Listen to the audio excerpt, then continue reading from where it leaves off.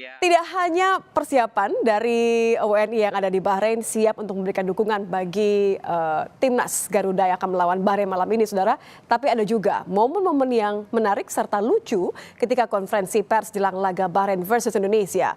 Calvin Verdong membalas pertanyaan yang diberikan oleh pewarta Bahrain yang menggoda timnas Indonesia soal sejarah kekalahan timnas, dibalas dengan senyuman sinis. The last match between Bahrain and Indonesia, it's in this stadium, and the result it's 10-0 for Bahrain. It's mean anything for the coach for tomorrow match.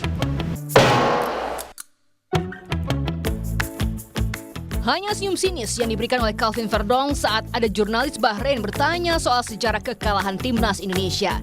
Senyuman sinis Verdong berikan saat dirinya digoda pertanyaan jurnalis Bahrain soal timnas Indonesia pernah kalah 10-0 12 tahun silam. Pelatih Sinteyong pun merespons pertanyaan pewarta Bahrain. Coach Sinteyong menyebut skuadnya tidak melihat sejarah pertemuan dengan Bahrain dan lebih memilih untuk fokus ke laga. 우리 선수들 항상 즐겁게 운동하고 선수들한테 그런 즐거움이 아무래도 에너지나 모든 것을 좀 더 활기차게 하기 때문에 훈련 프로그램이 좋게 흘러가고 있다 보시면 되겠고 뭐 저도 어제 처음 들었는데 10대 0으로 졌다는 얘기는 그거는 10년 전 과거 얘기고 내일 경기는 어떻게 될지에 대해서는 아마도 아무도 모를 것이다.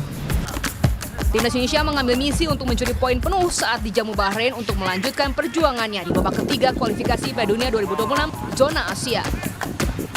Dengan telah komplitnya skuad Sinteyong, Timnas Indonesia yakin mampu berbicara banyak di laga Bahrain. Tak hanya itu, langkah tim Garuda untuk mengejar mimpi tampil di Piala Dunia masih sangat terbuka lebar. Tim Liputan Kompas TV.